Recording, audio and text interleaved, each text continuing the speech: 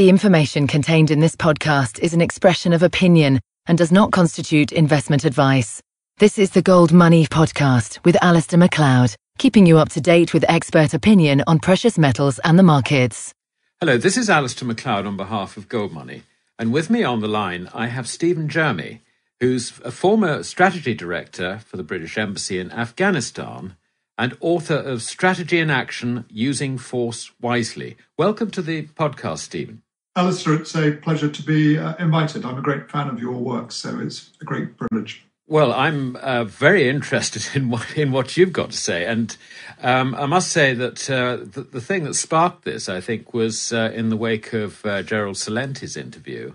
And Gerald, as we know, has got some fairly strong views about the social disruption of what's going on in the world of economics and politics. And he is particularly focused on the Middle East, which, given your time in Afghanistan, I assume is something that you're very close to. Before we go into that, there is, I suppose, there are two sorts of war, aren't there? There's a sort of civil war that we see in places like Syria, and there's also the interstate where we get involved and we try and impose ourselves on others. Is that the way you would see it? Would you see it as sort of just two basic categories of war? Yes, I do. I wrote about this after my time in Afghanistan because I realised that we'd rather lost our ability to think strategically, Alistair. And what sparked my interest in Gerald's view is that I find often when I'm listening to financial economic commentators, they'll talk very wisely about economics, but sometimes a little bit less wisely about geopolitics, simply because they're coming to it from a less experienced viewpoint. The way to think about it, I think, is that war can be one of three things. It can be a legal institution, and that's where all our laws are governed, the laws of war. But much more importantly, it's either an instrument of policy by a state, if you like, the use of force as an instrument of policy, or I tend to see it the other situation, which is a political condition. So imagine, if you like, that war is rather like something coming up to bubbling point. There arrives a moment where there is so much violence, or a level of violence, such that something that you and I would not necessarily class legally as war, but actually is war, by any simple analysis, has arisen. And in war, it's much, much more difficult to work because there's friction, as the great German Clausewitz said, but there's also the laws of protection don't work terribly well. I think what we're seeing in Syria is civil war. I don't see any interstate wars around at the moment, thank goodness, but it's not impossible. Yes, but it's quite difficult to just have a neat sort of categorical definition, because the civil war in Syria seems to me to have been originally provoked by external events as much as anything. I mean, not just religious, but from what I understand, and I don't know if this is right, American and British intelligence forces have been trying to disrupt the situation in Syria before this started. I don't know whether that's true. I mean, you may have more knowledge than me.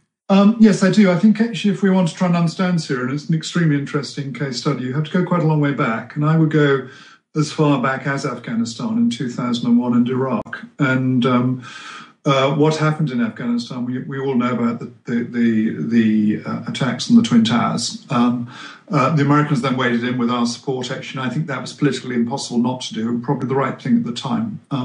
But we didn't really understand what we were going into. And as a result of what was quite a quick success, the neocons in America decided that they would do Iraq. Now, what they did in Iraq, actually, without realizing what they were doing, was to shift what was a Shia majority state ruled by a Sunni minority. So that suddenly there was a Shia majority ruling party with a small Sunni minority. Now, if you look at Syria, you'll see that the inverse is the case. The Alawites are Shia, or Shia-leaning, I should say.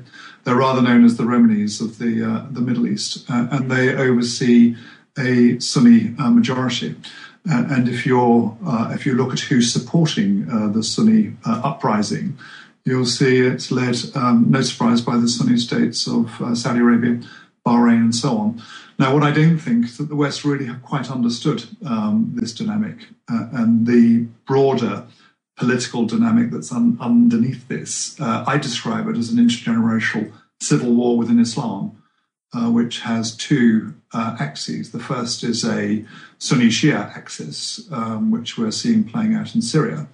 The second is a reformist and conservatives axis. The reformists say to the land of Islam that we have not modernized quickly enough. We need to modernize and be more like the West to be successful. The conservatives say, no, we have modernized too quickly, and that actually we need to get back to our roots. And so you have two axes in what is a long intergenerational civil war, of which we're seeing part play out in Syria, I think. That's, I think that I can understand that. I sort of put it even more simplistically. I think that what went wrong was that in the wake of the Twin Towers, there was an American desire, neocon desire, to go there and kick ass, as the Americans would put it. And of course, there are all sorts of unintended consequences that flow from, such a thoughtless action, really, or an action that is not entered into without really going through the potential consequences. And ever since then, it seems that American policies and also NATO policies have been very much wrong-footed in the Middle East. Would you say that's a reasonable assessment? It's an extremely accurate assessment, actually. And I think that if you want one, there are two main reasons. The first is the lack of the ability to think strategically and work through your actions. And the second is an inability, I'm afraid, to actually really understand the cultures and deep political dynamics in the countries in which we've been intervening. I've now taken the view, having been involved in these things, that actually we should only intervene if it's as the absolute last option, and that actually only on occasions where our absolute vital national interests are at stake. And that is clearly not the case in Syria. It might be different in Suez, the Gulf of Suez, and it might be different in the Gulf of Arabia, but I can think of nowhere else in the Middle East where we should, where there is good cause for us to intervene without understanding really what we're doing, which we didn't, I'm afraid. Is this mistake because government has not got advisors who know what they're doing, or is it because the politicians are ignoring what their advisors are saying? That's an extremely good. I think it's both, I'm afraid. Actually, I certainly wouldn't want to lay the blame for this entirely at the feet of the politician. I'm afraid to say that military advice has not always been good. Neither has foreign policy advice been good, actually. I say that with complete confidence because if it had been good, we probably would have done better. But actually, if you look back, we haven't done terribly well. And yet, actually, if you go back into the history of strategic thinking, there are some fabulous thinkers back there who we just seem to have forgotten.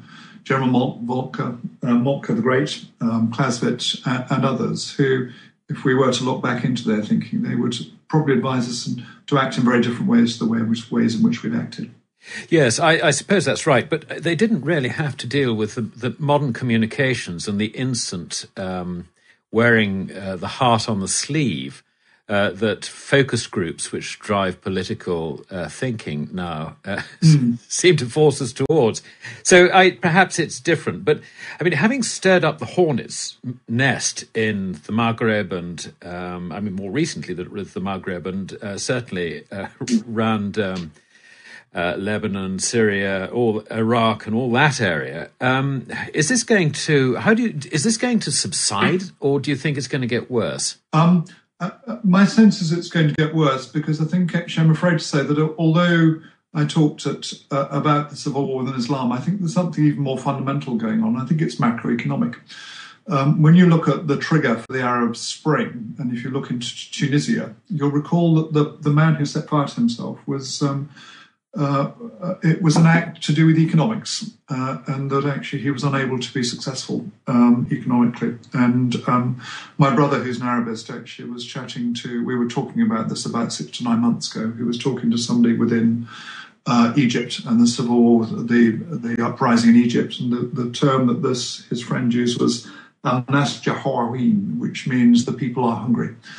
And I do think that what we're seeing in the Arab Spring is not a political phenomenon, but much more an economic phenomenon. The fact that the economics isn't working, the people are hungry, and the societies that were autocratic are now less able to actually feed their people, provide for their people and jobs and so on. And so I think this is as much, if not more, an economic phenomenon. For those reasons, I suspect things will get worse rather than better. And I doubt there's much that the West can do about it other than to contain as best they can.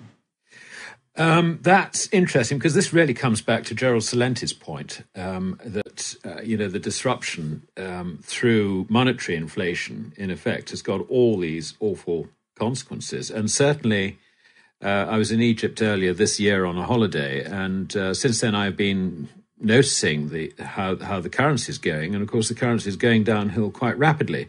So that puts great pressure on food prices and presumably continues to stoke up these forces of revolution.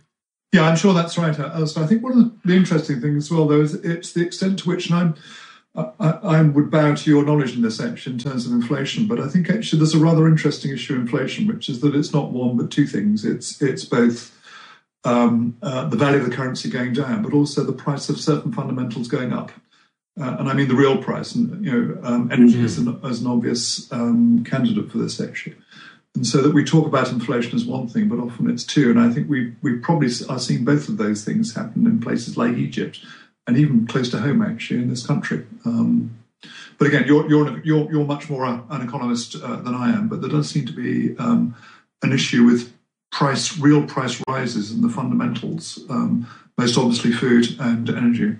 Yeah, no, I think you're right you're right to make that point. I mean, certainly from an economic point of view, which I suppose brings one on to energy and energy security. And of course, the whole of the Middle East, as far as we're concerned, when they're not bombing Twin Towers, is all about energy. So, I mean, how's energy going to work out in this? We now have, I think, a very changed scene from 10 years ago. The ex-Soviet Union, or Russia, is, I think, the largest exporter now, having overtaken Saudi Arabia. I don't know if that's right. You might be able to confirm that. So they are, in a sense, now the big energy power. And this is a big control, or a different factor that's come in. So given their interests in the Middle East, because they are backing Syria, or at least they're trying to stop us from disrupting Syria, if you put it that way, I guess they're also looking for more naval and air bases in the Mediterranean. It seems to me that there's a great energy story behind this. What's your take on it? Yeah, I'm sure there is, actually. I mean, I've although I don't have anywhere near the skills that you will have in economics and finance. The Navy very kindly sent me off to Cambridge for a year, and so I studied international economics there during that year. I was focused on those days on derivatives, but now I'm terribly interested in the relationship between energy and growth. And like you, I'm a fan of Chris Martinson's work at Peak Posterity, but I'm also interested in Robert Ayres' work, which looks at energy as one of not two in classic economics theory, where it's capital and labour are the two factors of production, but three, and includes energy in this. And he very cleverly, I think, characterises energy not as an output, but rather as a resource that we extract. And I think that's the right way to think about it. I think the other thing that plays into this is that we hear about the shale gas nirvana, and that actually this will solve things. But as Chris Martinson said, there is the minor problem that actually prices don't seem to have come down. And one of the best ways to look at this, I think, is to look at the energy returned on energy invested. And when you use that as opposed to currency valuations of energy, you see that actually barrels of oil are getting more expensive. So whereas the Saudi Arabian oil field in about 30 or 40 years ago would produce 100 barrels for every 1 barrel of oil invested, I think we're now down to about 20 as an average in the world. Shale gas is down between 1.5 and 3. Gosh, it's that bad. I mean, this is something which nobody tells us. What you're saying is that you've got to put a hell of a lot of energy in to extract this shale oil. It's exactly that. Exactly. When the reason that it's being put in, because the price level has gone up, so it now becomes economic to do it. But Wikipedia is quite good on this. It's very difficult to get really good stats on energy returned on energy invested for shale gas. But the best I've found are between 1.5 and 5 in return. Whereas the average for oil supply in the world is about 20 to 1, it would appear. it makes you think about things in a different way. I don't know about you, Alistair, but it made me think about different things in a different way. And so, to me, energy is, as Chris Martin says, the master resource, actually. And the issue, though, is price. And so the question is how much, in terms of what we're seeing economically, is not just a function of debt, but also a function of energy. And I think that's an open question. Yeah, absolutely. So from looking at shale oil, so I think the implication behind what you're saying is that because shale oil is so energy intensive to extract, what that means is that oil prices are likely to continue to rise rather than fall as a result of the extra supply, or energy as a whole, because we're also talking about gas, I suppose. So, I mean, this means that on the remaining resources, the Arab world is still going to benefit from oil big time. I mean, that's going to, I don't know. I mean, are they going to continue to spend money building new cities in Saudi Arabia and doing that sort of stuff? I mean, what are they going to do with it all? Are they going to buy gold or what? I think it depends when it runs out, really. Yes. I suspect they have been buying gold. I mean, you'll know much more about this than me, actually. I mean, Iraq is interesting because we understand there are very big reserves in Iraq. And again, as you say, Russia is interesting. Russia has extremely big energy supplies, actually. My sense, though, is that actually we are going to see not necessarily spikes up or spikes down, but a trend upwards in energy prices. And that if it is one of the three factors of production, then actually that will have significant impacts on growth. I suspect some will prosper from it. Russia, as an example, Saudi Arabia may be another. But I think Saudi Arabia is getting quite close to energy equivalence, I think, actually. So it'll be interesting to see how it plays out. Also, I think in terms of geopolitical issues, then it will cause us to focus much more carefully on places like the Arabian Gulf, Iran, because big energy shocks now and what is already a high price would have, I would imagine, quite devastating effects on the global economy if we were to see oil spike as a result of, for example, bad political events in Iran feeding out into the closure of the Arabian Gulf. Yes, which, I mean, talking about the sort of if you like, the geopolitical side, I mean, it's not just us with the interest in the Middle East, but also China in particular and India as a growing economy, I guess, as well. And they've been taking quite a lot of the output from Iran, which the Americans have tried to stop. I would imagine that China would love to, have access, more direct access into the Persian Gulf. I don't know whether they could achieve that by coming to some relationship with Iran. They've already got Iran as potential members of the Shanghai Cooperation Organization. Do you use, putting your geopolitical hat on, do you see that relationship moving China towards the Gulf region? Do you think that that is part of what they want to do? Yeah, I do. I think the interesting thing is that actually when you look at the energy dependence, actually one of the great, although you've had the West proselytizing our views of democracy into the Middle East and North Africa, actually the critical relationship is really between the Far East and the Gulf. Because actually the Chinese and especially the Japanese rely very heavily on Middle Eastern oil. I was at a naval conference in India last month, and one of the big issues was the sea lines of communication which run from the Arabian Gulf to China, which of course go through India's sphere of influence, and how that the Indians were rather uncomfortable with the Chinese starting to put naval arrangements in place in places around the Indian Oceans, which the Indians were not used to, which what had been there. But one could see why the Chinese were doing it. It's on their sea lines of communication. The oil for them is critical, and I do think that these sorts of things are going to be the more likely place where we may see wars in the future. I think there'll be civil wars for the most in the Middle East and North Africa, but I could imagine confrontations as the energy prices go up and the precious oil becomes much more critical to one's national survival. Yeah, surely the easiest way for China to deal with this one is as soon as we're out of Afghanistan, which I think is later on this year, then they'll build a pipeline across to to Iran. I mean, have they plans to do that? Or yes, they have. Is my understanding. Actually, I don't know if you know. You can remember the little spike on Afghanistan, which runs between.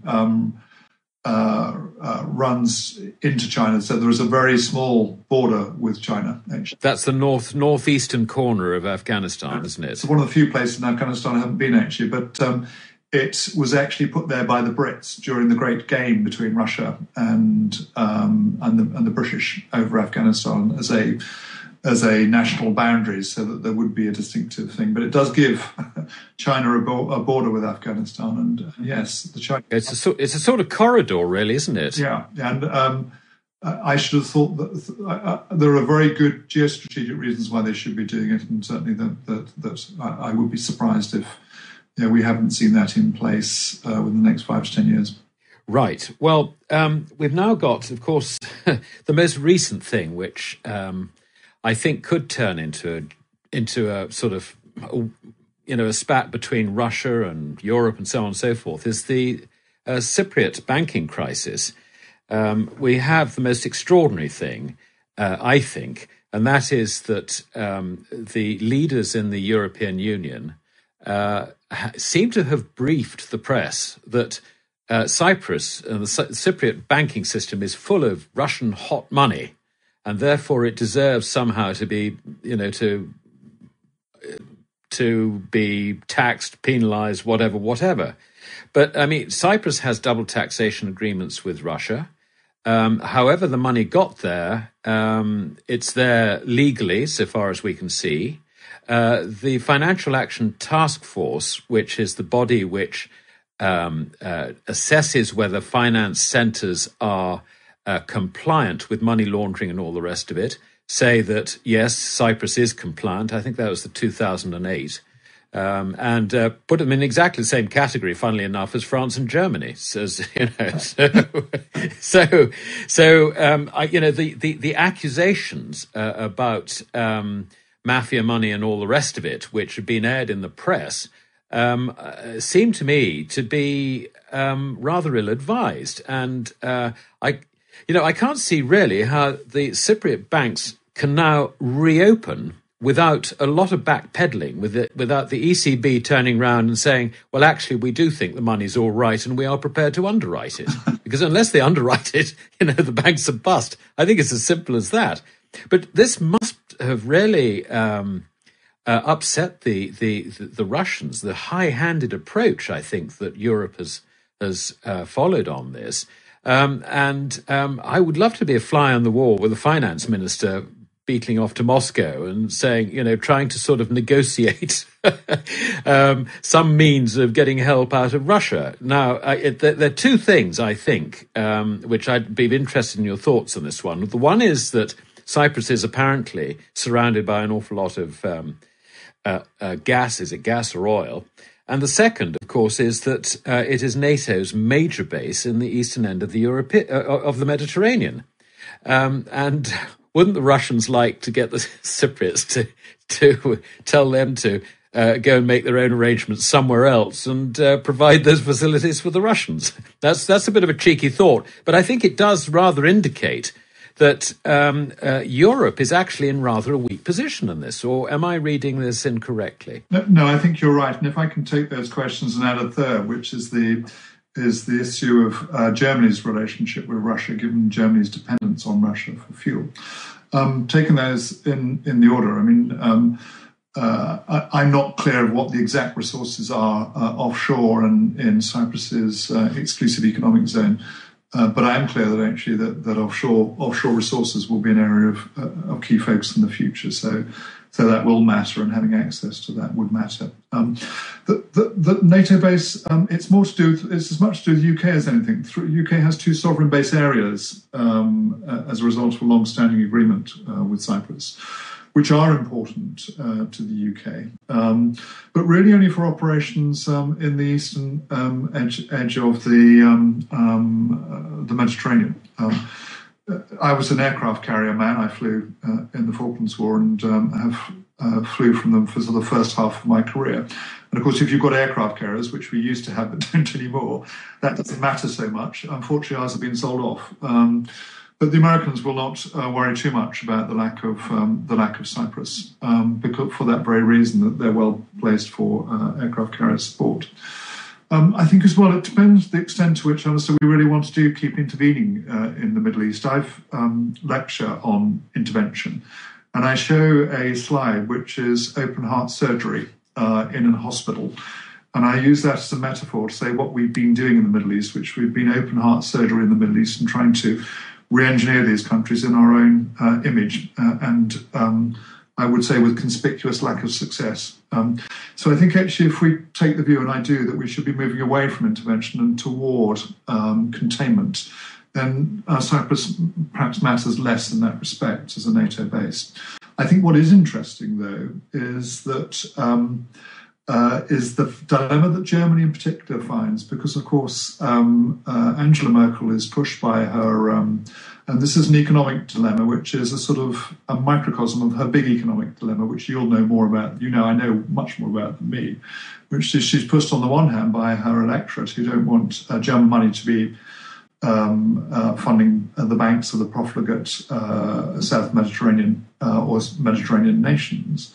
On the other hand, she's absolutely dependent on Germany for gas, and we've seen that a strong leader, as Putin is, can tweak that tail if he wants.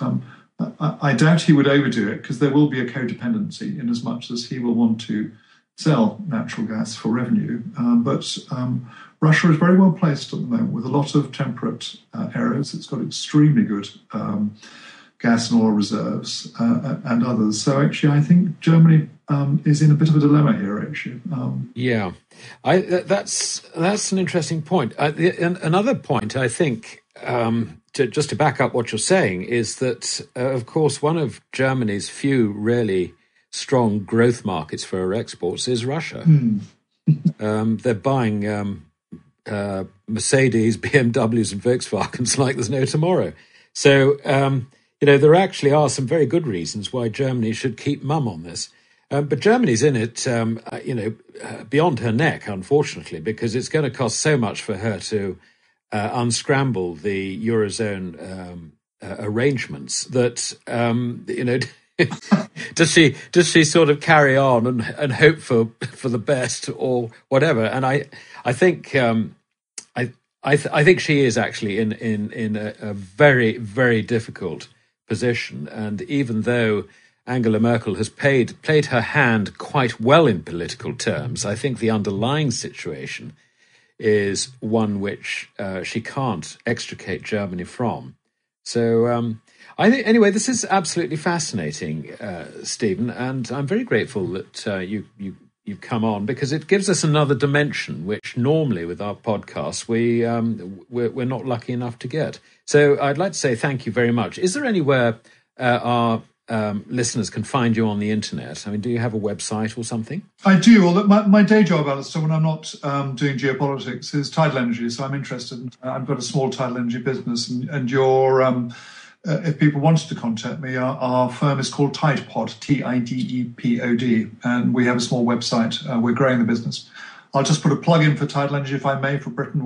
Yes, do. We've got 15% of the world's tidal energy, and it's a fabulous thing. And if you want one headline, we are the Saudi Arabia of tidal energy. So that's where you can find me. And you very kindly mentioned my book, which is Strategy for Action Using Force Wisely in the 21st Century. Which I'm sure is available on in all good bookshops, as they used to say, and Amazon. I only wish that some of our politicians would read it, but unfortunately not. Anyway, Stephen, thank you very much indeed. It's an absolute pleasure. Subscribe to the Gold Money newsletter at www.goldmoney.com to receive email updates on new articles, videos, and iTunes podcasts from our Gold Research section.